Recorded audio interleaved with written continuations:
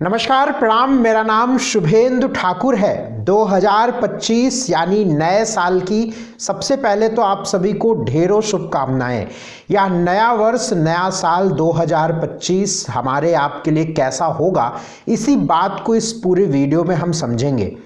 2025 में ग्रहों की स्थितियां कैसी होंगी, इसका पूरा विश्लेषण, पूरा ग्रहों की चाल, कब कहां कैसे ग्रह जाने वाले हैं, इसका पूरा विश्लेषण मैंने तैयार कर लिया है। बहुत ही गहराई से, बहुत ही वैज्ञानिकता से इस बात को समझेंगे कि 2025 यानी नया साल हमारे आपके लिए कैसा होगा। यह जो राशिफल मैं आपको बताऊंगा, या इसे वर्षफल कहें या राशि का फल कहें, यह जो आपको समझना है, ये आप अपनी कुंडली की लग्न राशि पर इसे समझिएगा तो आप बहुत सटीक इस बात को समझ पाएंगे। इसके अलावा आप अपनी चंद्र राशि, चंद्रमा की राशि जो हो, उस पर भी इसको आप समझ सकते हैं। नाम आदि पर समझने की सलाह मैं नहीं दूंगा। दूसरी बात, यह एक सामान्य ग्रह गोचर की स्थिति में बताता हूं, यद्यपि बड़ी जिम्मेदारी से और बड़ी गहराई से इस बात को मैं बताऊंगा, और मुझे बड़ा अटल विश्वास है और मैं आप सभी से बड़ा विनम्र निवेदन भी करूंगा, आप बहुत सारे लोगों का राशिफल देखें, लेकिन कृपा करके 10 मिनट का समय निकालकर हमारे इस राशिफल को देखें और आकलन करें। आप अपने जीवन में, आपको सुनकर ही लगेगा कि बहुत सारी चीजें स्पष्ट हो जाएंगी। और आपको चाहिए कि यदि साल में आपको कोई बहुत विशेष बड़े फैसलों पे जाना है तो किसी बढ़िया मर्मज्ञ जानकार एस्ट्रोलॉजर से सलाह अवश्य लीजिएगा। हमारा आपका जीवन जो प्रभावित होता है मुख्य रूप से, वैसे तो 9 ग्रहों का प्रभाव है, लेकिन मुख्य रूप से जिन्हें हम इस राशिफल में बहुत गंभीरता से देख रहे हैं, उन 4 ग्रहों पर अधिक मेरी नज़र है। एक तो बृहस्पति पर, दूसरा शनि पर और राहु और केतु पर। ये 4 ग्रहों से आपका जीवन बहुत गंभीरता से प्रभावित होगा। और इन 4 ग्रहों की गति को इस वर्ष देखें तो शनि 29 मार्च को मीन राशि में जा रहे हैं। इससे बहुत सारे लोगों के जीवन पर बड़ा प्रभाव पड़ेगा। कुछ की 7.5 खत्म हो जाएगी, कुछ की ढैया खत्म हो जाएगी, कुछ की शुरू हो जाएगी, तो एक बड़ा प्रभाव है। दूसरा, बृहस्पति 15 मई 2025 को बदलेंगे। बृहस्पति के बदलने से बहुत सारे लोगों के विवाह होंगे, बहुत सारे लोगों के संतान होंगे, बहुत सारे लोगों के विवाह और संतान के योग खत्म हो जाएंगे 2025 के लिए कम से कम, और बहुत सारे लोगों के दाम्पत्य जीवन में सुधार आएगा। इसके साथ राहु और केतु का भी परिवर्तन 29 मई को होगा। राहु और केतु के परिवर्तन से बहुत सारे लोगों को बड़ी राहत मिलेगी। तो इन सारे ग्रहों की चाल को देखते हुए हमारे सामने सारे ग्रहों की स्थिति बनी हुई है। इससे आपका जीवन कैसे प्रभावित होगा, इसका पूरा विश्लेषण बहुत ध्यान से समझिएगा। आइए समझ लेते हैं कुंभ राशि वालों की स्थिति इस नव वर्ष में, नए साल 2025 कैसा रहेगा एक्वेरियस के लिए, कुंभ राशि के लिए। आइए समझते हैं। स्क्रीन पर आपको कुंडली बनी दिखेगी, समझिएगा। देखिए, कुंभ राशि को यदि हम देखें तो आपकी ही राशि के मालिक शनि हैं, और इस साल शनि का बड़ा परिवर्तन हो रहा है 29 मार्च 2025 को। शनि आपकी राशि से निकलकर मीन राशि में जाएंगे 29 मार्च के बाद। ये जो परिवर्तन है, चूंकि आपकी स्वराशि में अभी तक शनि का भ्रमण चल रहा था, और यहाँ से शनि का निकलना मैं बहुत अच्छा नहीं मानता हूँ। 7.5 आपकी वर्तमान में चल रही है, और 29 मार्च 2025 के बाद अंतिम चरण यानी अंतिम 2.5 साल, 7.5 जो होती है वो 7.5 ईयर, 2.5 साल के 3 फेज होते हैं, पहला, दूसरा और तीसरा। तो ये अंतिम चरण आपके 7.5 का है, और ये अंतिम चरण जो 7.5 का है ये बहुत अच्छा नहीं रहेगा। इस 7.5 के अंतिम चरण में आप काफ़ी परेशानियों का सामना करेंगे। क्यों? क्योंकि आपकी राशि से शनि का गोचर हट जाएगा। अभी तक शनि स्वराशि के थे, खुद की राशि के थे, अब शनि निकलकर मीन राशि में चले जाएंगे। तो यह जो चरण है, अंतिम चरण 7.5 का, ये अच्छा नहीं रहेगा। इस चरण में 29 मार्च के बाद का जो समय रहेगा वो एंजाइटी को बढ़ाने वाला रहेगा, हेल्थ को खराब करने वाला रहेगा, पारिवारिक चिंता देने वाला रहेगा, परिवार के प्रति चिंतित करने वाला रहेगा।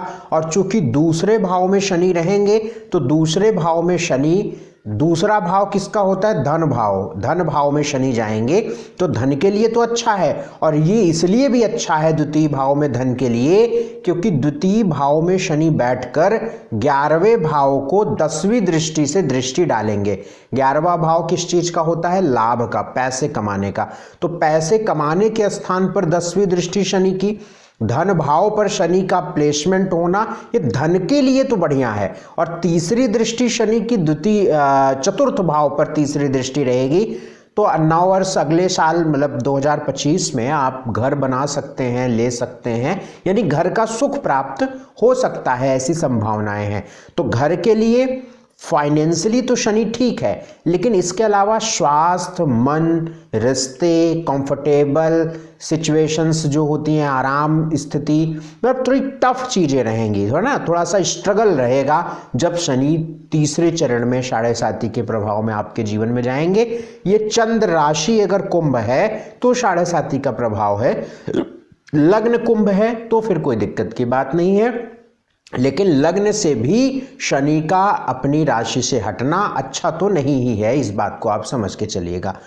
इस वर्ष में कुछ महीने बड़े खास हैं, उन महीनों को आप नोट कर लीजिए। जनवरी, फरवरी, जून, जुलाई और नवंबर, ये खास 5 महीने हैं। इन्हीं महीनों पर आपको बड़े काम करने हैं, बड़े निर्णय लेने हैं, बड़े डिसीजन लेने हैं, क्योंकि ये 5 महीनों को मैंने बहुत ही अच्छे अध्ययन से छांटा है और इन 5 महीनों में कई ग्रहों का सपोर्ट आपको मिलेगा, इसलिए ये 5 महीने बड़े शानदार होंगे।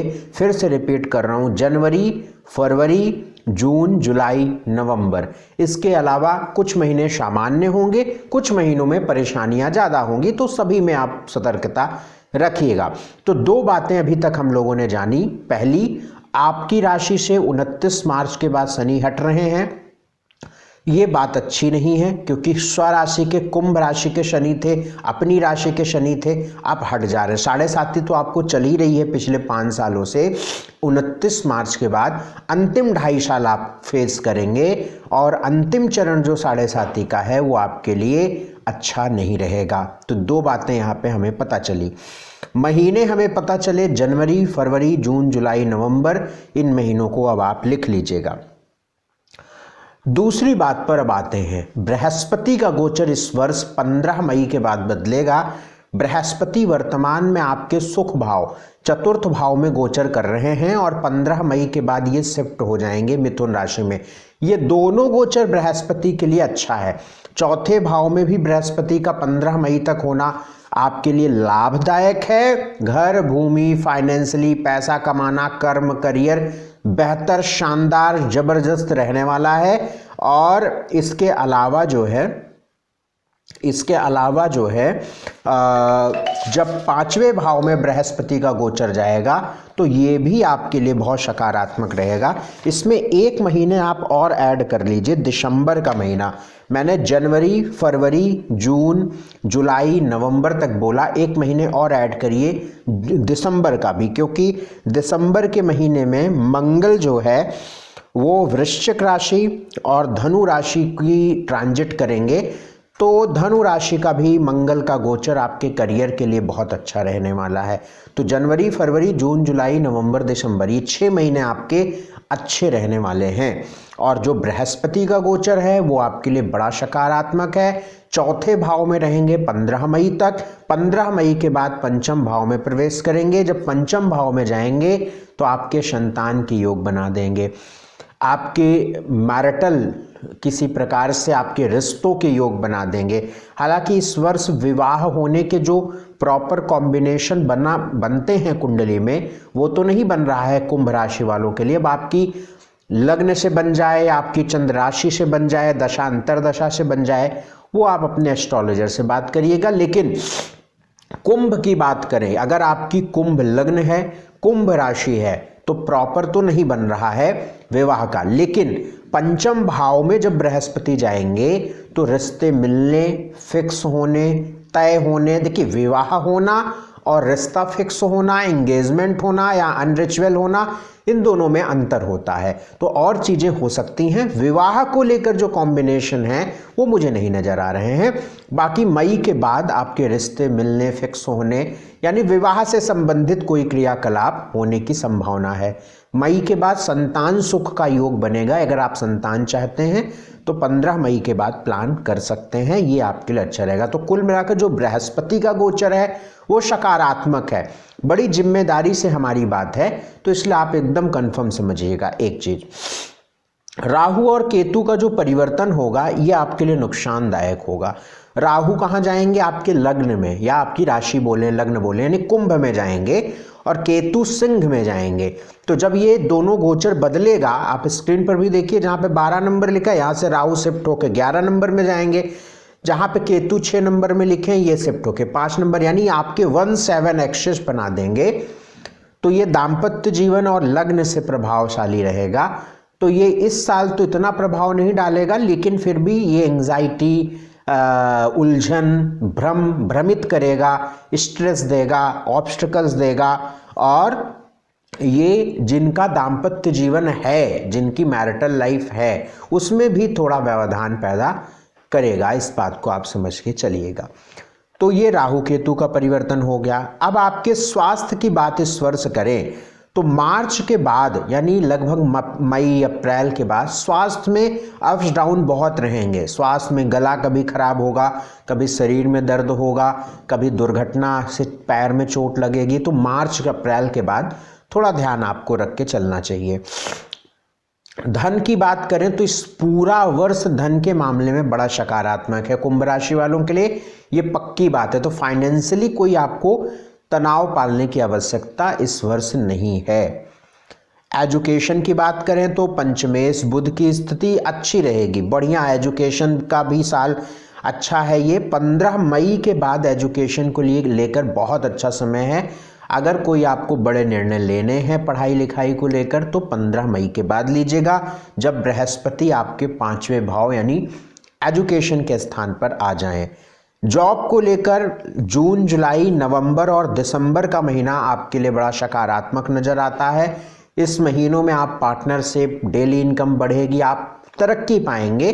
तो जून, जुलाई, नवंबर, दिसंबर में बिजनेस को लेकर और जॉब को लेकर अच्छा वक्त आता है। यह वर्ष व्यापार को लेकर भी आपके लिए अच्छा रहने वाला है। विवाह के योग की मैं पहले ही आपको बता चुका हूं। बाकी विवाह मिलने, फिक्स होने की योग 15 मई के बाद है। संतान के योग 15 मई के बाद है। बाकी चीज़ें ठीक हैं इस वर्ष की, तो इसलिए कहीं कोई बहुत विशेष चिंता की बात नहीं है। अच्छा रहने वाला है यह वर्ष। साढ़े साती परेशान करेगी, आपको असली मतलब साढ़े साती का पता चलेगा इस वर्ष। खैर, कर्म अच्छा रखेंगे, तंबाकू नहीं खाएंगे, शराब नहीं पिएंगे, जानवर नहीं खाएंगे, ईमानदार रहेंगे, तो कोई चिंता करने की बात विशेष नहीं है। उपाय मैं आपको बता देता हूँ इस वर्ष को कैसे बढ़िया किया जाए।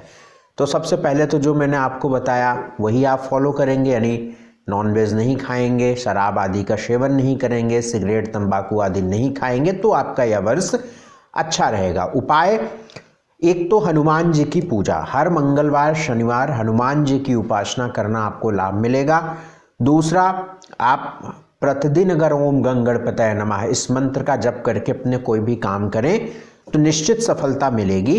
घर के आसपास जो डॉग्स हैं उनको फीड कर आते रहिए। ये 3 उपाय आपको निश्चित तौर पर आपके जीवन में इस वर्ष को लेकर बड़ी सफलता देने का कारण बनाएंगे। चलिए, बहुत शुक्रिया, हमारी तरफ से आपको बहुत शुभकामना है। स्क्रीन पर आपके नंबर है, इन नंबरों पर आप संपर्क कर सकते हैं और अपनी कुंडली हमसे दिखा सकते हैं। बहुत शुक्रिया, बहुत धन्यवाद, नमस्कार।